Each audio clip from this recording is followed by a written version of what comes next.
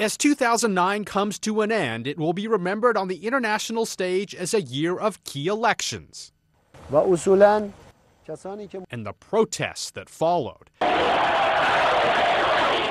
year of violence as a growing drug war surged out of control.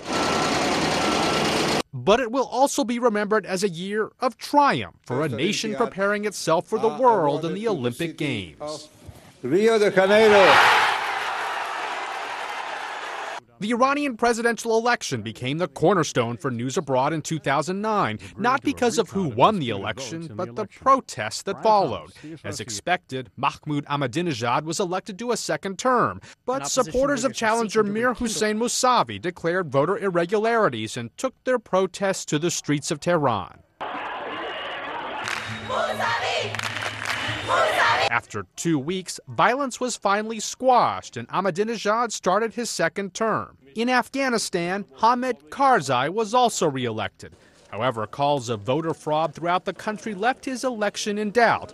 A runoff was scheduled between Karzai and Abdullah Abdullah, but just days before the election, Abdullah pulled out, leading to Karzai's inauguration.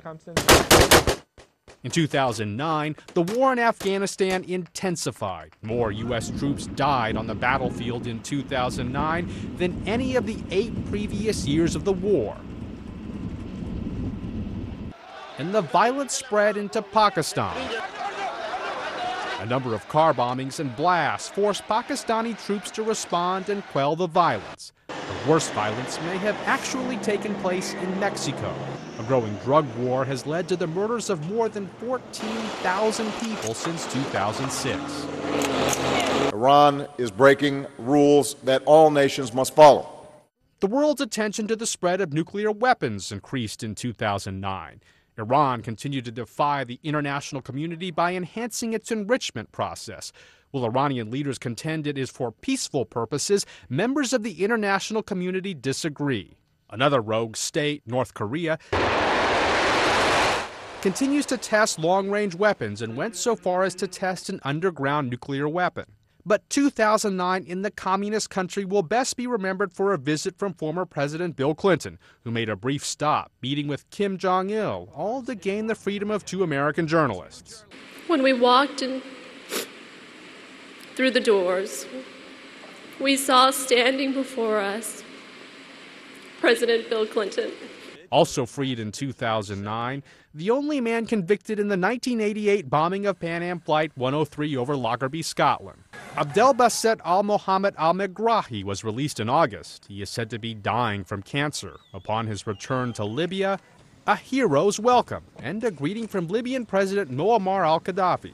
Further south and east in Africa, shipping waters became increasingly dangerous. Pirates controlled the waters off of Somalia, seizing several ships, including an American vessel, the Maersk Alabama.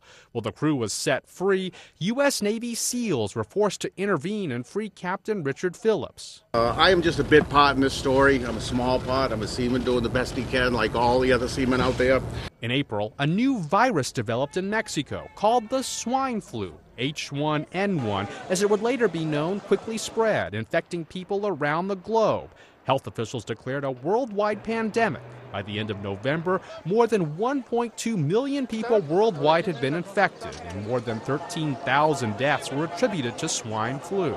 In early December, the murder trial of an American college student studying in Italy captivated the world audience. After a nearly 11-month trial, per quanto riguarda Amanda Knox, a jury of 8 Italians found the Seattle native guilty of killing her roommate, Meredith Kircher.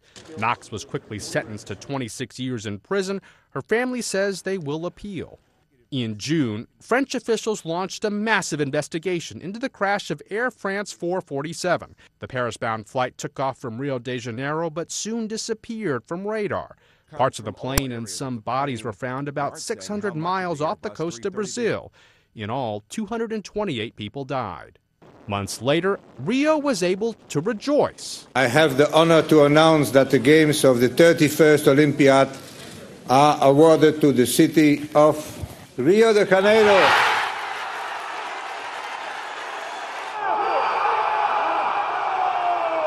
Rio was awarded the 2016 Olympic Games, the first for a city in South America. The celebration along Copacabana Beach lasted for days. Now the work to host the world has started. Lee Powell, The Associated Press.